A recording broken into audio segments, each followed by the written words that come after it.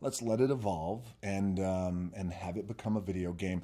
But so here was the really cool thing, and I think it was like an anchoring thought that we all had, which was very, very nice, because then we could root our creative in this thought, which is, let's always keep in mind as we're going through the pages and everybody's rewriting the script that this is a game that needs to be played.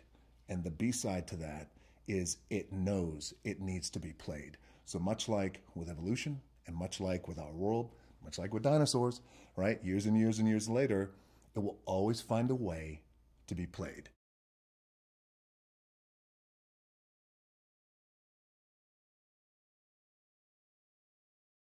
It was an element of danger because the truth is, when you find out, well, what happens if we don't save the game and we don't lift the curse, or what happens if we lose our lives? Then that's it. Then it's game over for life in terms of you'll never go home again. So I think when those stakes are placed in our story, it just automatically starts to raise the stakes, raise the tension.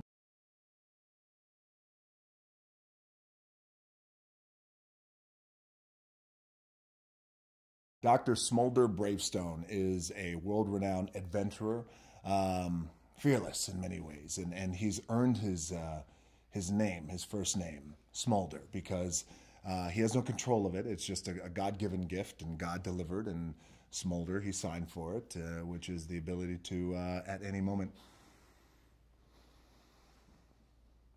Smolder. I don't know what just happened.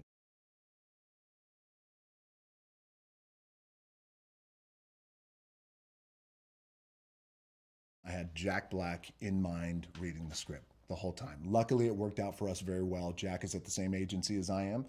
So my agent immediately called Jack's agent and spoke to her and said, let's read it. And Jack was already familiar with it, by the way. But the idea, I don't think Jack was familiar with the idea of him playing the girl. And there was no one better. I mean, no one better. And Jack kills it.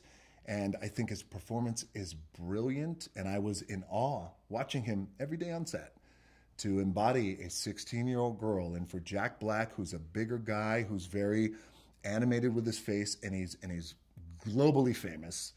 He's a gigantic star. And to be able to pull that off, I was so amazed.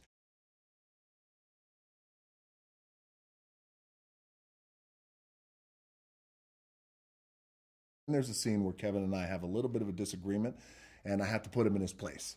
And I put him in his place physically. And I give him a little push. But because it's Smolder Bravestone, he has superpowers. Kevin goes about 30 feet, crashing into a wall. That's my favorite. Anytime I could see pain on Kevin's face, well, I'm happy.